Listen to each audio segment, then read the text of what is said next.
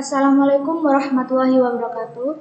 Perkenalkan, nama saya Siti Malifa dari Fakultas Agama Islam Prodi PGMI, NIM 202005260014. Di sini saya akan menjelaskan satu materi yaitu laporan hasil kegiatan dari mata kuliah pelajaran Bahasa Indonesia.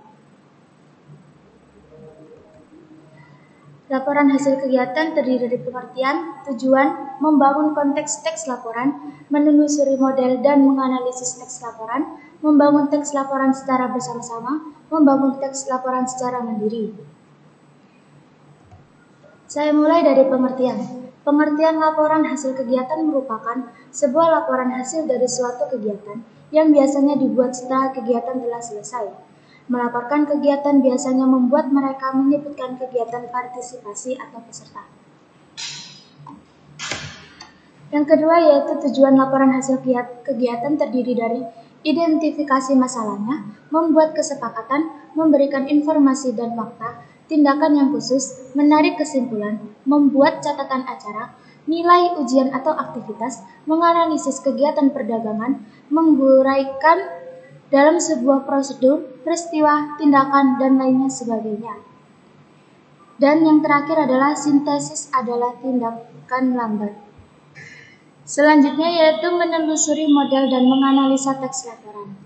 Melaporkan hasil kegiatan dalam bentuk tulisan yang berterima tidaklah mudah, karena sering sekali pelaksana kegiatan mengabaikan pentingnya penulisan laporan, baik dari segi kebahasaan maupun dari segi ketepatan waktu pelapor. Pada hal ini terdapat dua materi atau dua macam, yaitu yang pertama menelusuri model teks laporan dan yang kedua yaitu menganalisa teks laporan.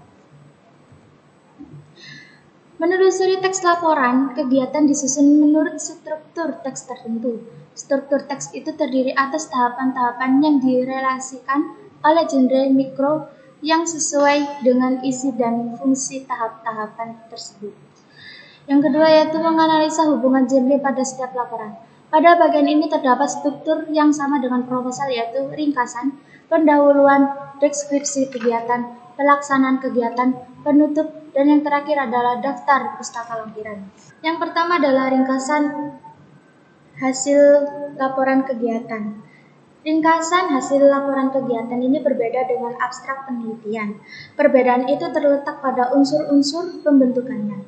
Pada laporan kegiatan, tidak terkandung landasan teori dan metodologi penelitian. Yang kedua yaitu pendahuluan. Pada tahap pendahuluan, pada laporan kegiatan berfungsi untuk menyampaikan latar belakang kegiatan yang telah dilaksanakan, gambaran tentang jenis dan bentuk kegiatan, lalu tujuan, manfaat, serta strategi yang digunakan pada pelaksanaan kegiatan. Yang ketiga, deskripsi kegiatan.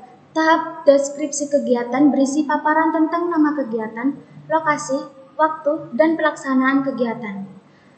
Nama kegiatan adalah kegiatan yang dilaksanakan itu sendiri. Waktu kegiatan adalah rentang waktu yang dilaksanakan kegiatan itu. Pelaksanaan kegiatan adalah orang-orang yang terlibat dalam kegiatan tersebut. Yang keempat yaitu pelaksana kegiatan. Tahap ini berisi rangkaian tata cara pelaksanaan kegiatan yang berfungsi untuk menguraikan kegiatan yang dilakukan, strategi yang digunakan dalam melaksanakan kegiatan, kendala yang dihadapi dan langkah-langkahnya yang ditempuh dalam mengatasi kendala tersebut. Yang kelima yaitu penutup. Penutup berisi tentang pernyataan simpulan bahwa kegiatan yang dimaksud telah dilaksanakan dengan baik dan bermanfaat.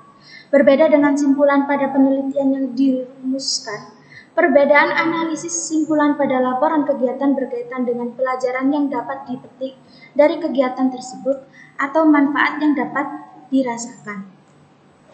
Yang terakhir yaitu daftar pustaka dan lampiran. Meskipun daftar pustaka dan lampiran itu tidak penting, seperti telah diurai pada pembicaraan tentang daftar pustaka dan lampiran, untuk penelitian di atas, dua hal itu juga tidak masuk dalam struktur teks laporan kegiatan. Penyajian daftar pustaka diletakkan di belakang setelah bab-bab inti. Selanjutnya yaitu simpulan tentang struktur teks dan hubungan genre pada laporan. Dapat ditarik simpul bahwa laporan kegiatan merupakan paparan hasil pelaksanaan kegiatan yang dibuat berdasarkan proposal yang telah dirancang sebelumnya. Gambar yang terdapat di sebelah kanan yaitu struktur teks laporan hasil kegiatan. Di situ menjelaskan tentang genre mikro yang diharapkan dan fungsi retoris. Selanjutnya, terdapat juga ciri-ciri akademik, manfaat, dan pihak yang diberi teks laporan. Yang pertama, menganalisis ciri-ciri akademik.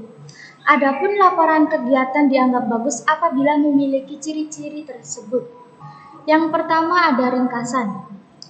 Ringkasan atau padat, laporan yang ditulis hanya berisi hal-hal pokok saja, secara ringkas, sehingga penerima laporan segera mengetahui permasalahannya. Yang kedua yaitu lengkap. Laporan berisi aspek-aspek yang diteliti atau yang dilakukan dengan didukung oleh sumber kepustakaan yang memadai. Yang ketiga yaitu logis. Logis, laporan berisi informasi yang disertai penjelasan dengan alasan-alasan yang masuk akal dan yang dapat ditelusuri kembali secara metodologis. Yang keempat yaitu sistematis,